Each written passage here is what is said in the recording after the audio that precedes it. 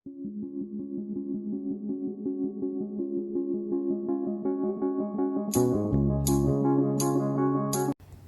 po at magandang buhay sa ating lahat. Ang aking andito po ako sa garden ngayon. Today is Saturday at nandito ako. Nag-aayos ako ngayon.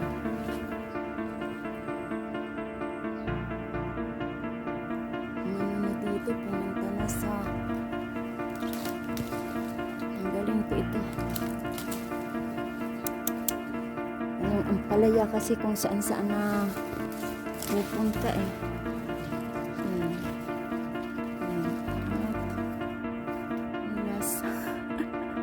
Mula doon sa papaya.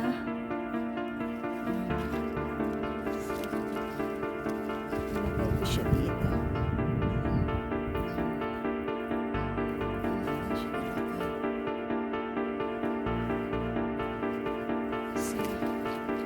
Ang aking atis, napakaraming bunga.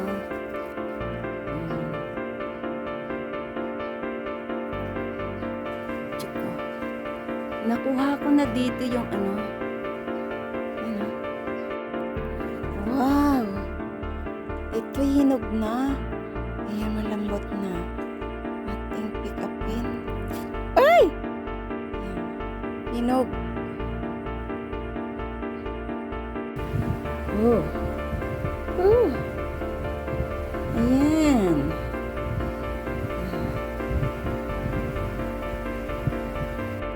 Nakuha ko na yung hinog dito. Isang araw. Sobrang tamis. Kasi nahinog sa puno. So, ayan pa ang daming bunga.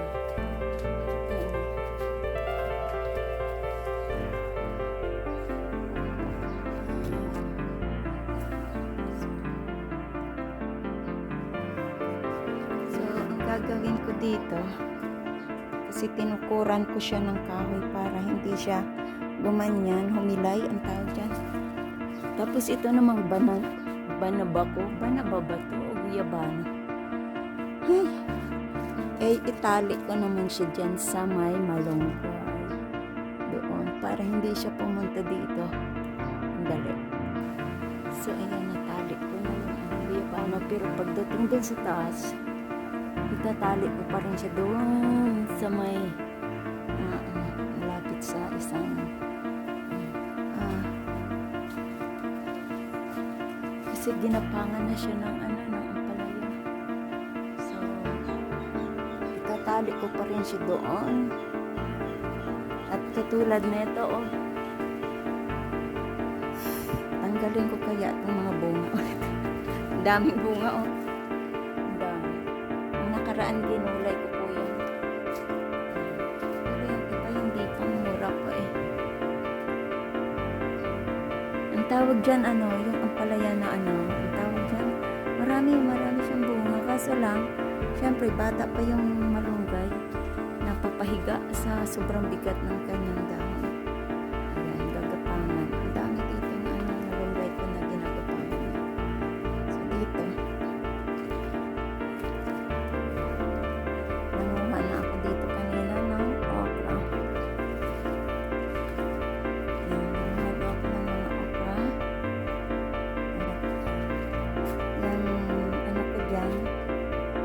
Palaya ay kinuha ko na din yung dalawa, nilagay ko sa paksiw na bangus. Tapos ang aking sibol, sumibol na. Pagpasin ko sana yung isa dyan, kaso pag pinagpas ko, sayang yung dahon. Yan. Ito na po yung abasa ngayon.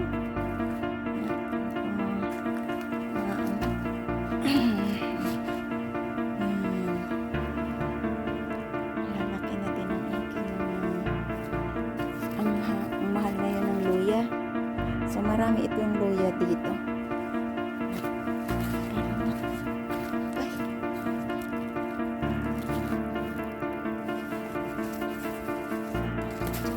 Hala, nabulok. Nabulok yung bunga.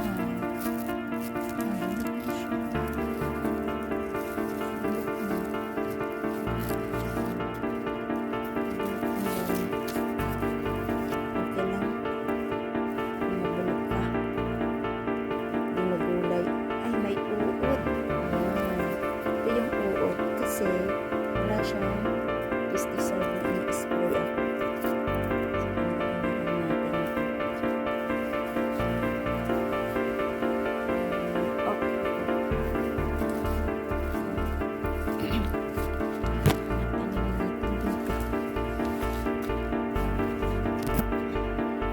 So, ano na lang mga tanim dito. Ayan. So, kailangan ko pa rin bisitahin kasi kahit umuulan, kailangan kong bisitahin. Katulad nun. Ang galit ito. Daming papaya dito. Maganda kasi pag may mamunga ang papaya. Ewan ko lang kung paano siya mamunga.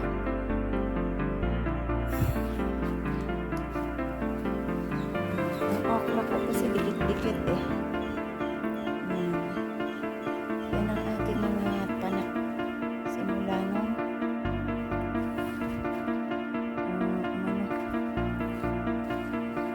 tsaka ang dragon fruit ko.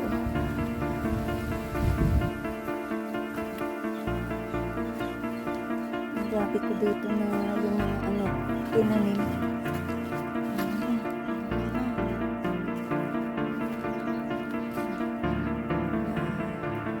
Ang dami kong luya dyan. Ano yung luyang tinanim ko sa ganda. Diba? Yung aking gabing taro. Ang ganda. Punong-puno.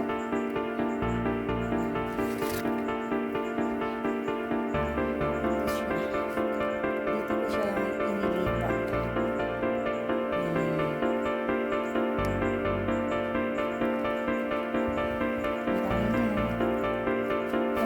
Kalamansi. Ito'y orange. Orange. Hindi ko alam kung orange to or lemon. Yan, pero ito kalamansi. So, kung gulay lang po dito na tao. Marami.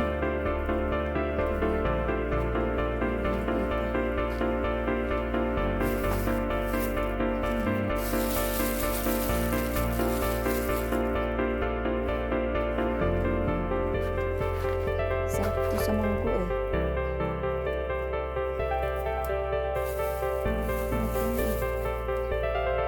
Ang lang ng dito, ang palaya. Okay na. Tsaka ito, mga talbos ng kalabasa. Binugulay ko yan. Kasi hindi naman ako sure kung tagkuhanin ko na nga ito. Kalambitin. Puno na to ng kinainan ng uod. Yan o, may uod. Ito namang namumutik-tik sa bunga. Ang liliit naman. Ito po yung bayabas. Malaking bayabas po to. Natanim ko. Yung malalaki talaga. Yan. Dalawa yan at saka yan. Yan ang nabuhay. So, ayan. Thank you so much po sa inyo. Dito lang muna tayo. Kasi natutuwa ako doon sa atis. Sobrang tamis. Ayan. May mga bunga pa siya. Maraming bunga. So, ayan. Marami ako ditong atis. Yan. May mga atis dito. So, alam mo na pag mga seeds, sinasabay ko yan dito. Pag tumubo, yun o. Ay. Ganyan talaga. Pero hindi yan galing sa kwet. Galing yan, tinanim ko talaga yan. Hindi yan galing sa kwet. Ayan, wala ditong nagpupupo. Bawal. Ano dito mga palaya na baka tanggalin ko na lang ito. Pati ang palaya na kuhanin ko na lang dahon para sa munggo. So, thank you so much po. At yan lang po ang ating may update sa ating premiere for tonight about sa ating garden. Thank you. This is Laurie's Garden. Thank you so much.